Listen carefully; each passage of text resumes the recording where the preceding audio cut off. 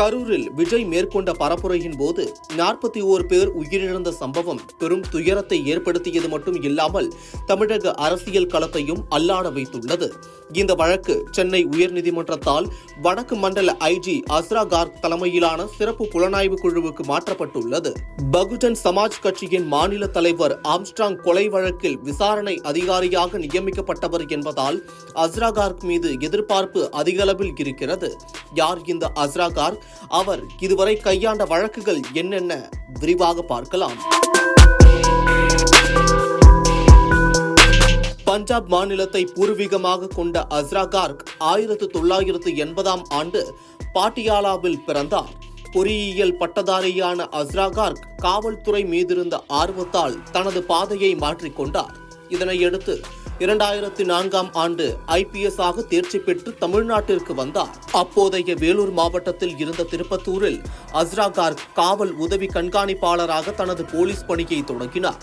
இதனையடுத்து 2008ஆம் ஆண்டு நெல்லை மாவட்டத்திற்கு மாற்றப்பட்ட அவர் காவல் கண்காணிப்பாளராக 2 ஆண்டுகள் பணியாற்றினார். நெல்லையில் கந்துவட்டி கொடுமைக்கு எதிராக தீவிரமாக செயல்பட்டவர் அஸ்ரா கார்க்.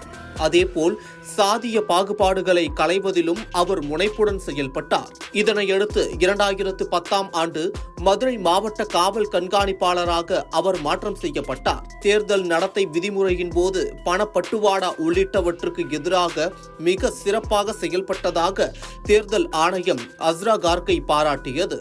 உத்தபுரம் என்ற கிராமத்தில் கோவிலுக்குள் பட்டியலினத்தவர்கள் செல்ல முடியாத நிலையில் இருந்தது. இரு சமூகத்திற்கும் இடையே பேச்சுவார்த்தை நடத்தி பட்டியலின மக்களை அந்த கோவிலுக்குள் செல்ல ஏற்பாடு செய்தார். நெல்லை, மதுரை, தர்மபுரி ஆகிய மாவட்டங்களில் தேநீர் கடைகளில் இரட்டை குவளை முறை இருந்ததை கடுமையாக எதிர்த்து அதனை நீக்கினார். மேலும் தர்மபுரி மாவட்டத்தில் பெண் சிசு கொலையில் ஈடுபடுபவர்களுக்கு எதிராக கடுமையான நடவடிக்கைகளை மேற்கொண்டார் அஸ்ரா கார்க். இது தொடர்பாக வழக்கு பதிவு செய்யப்பட்டு பலரும் கைது செய்யப்பட்டனர். கடமையில் சிறந்து விளங்கியதற்காக வழங்கப்படும் தமிழ்நாடு முதலமைச்சரின் காவல்துறை பதக்கத்தையும் அஸ்ரா கார்க் பெற்றுள்ளது கூடுதல் சிறப்பாகும்.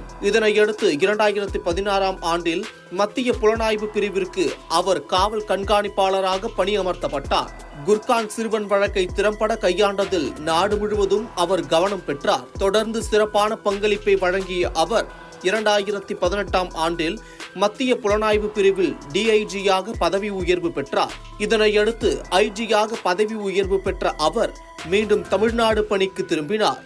தமிழக தென்மண்டல IG-யாக சிறப்பாக செயல்பட்ட அவர் தலைநகர் சென்னைக்கு வடக்கு மண்டல IG-யாக பணியமர்த்தப்பட்டார். இந்த பொறுப்பிலும் அவர் தனி முத்திரை பதிக்கும் செயல்களை செய்து காட்டுவார் என எதிர்பார்க்கப்பட்ட நிலையில் கரூர் பிரச்சார கூட்ட நெரிசலில் உயிரிழந்த 41 பேர் சம்பந்தப்பட்ட வழக்கு அஸ்ரா கார்க் தலைமையிலான சிறப்பு புலனாய்வு குழுவுக்கு மாற்றப்பட்டுள்ளது கவனம் பெற்றுள்ளது.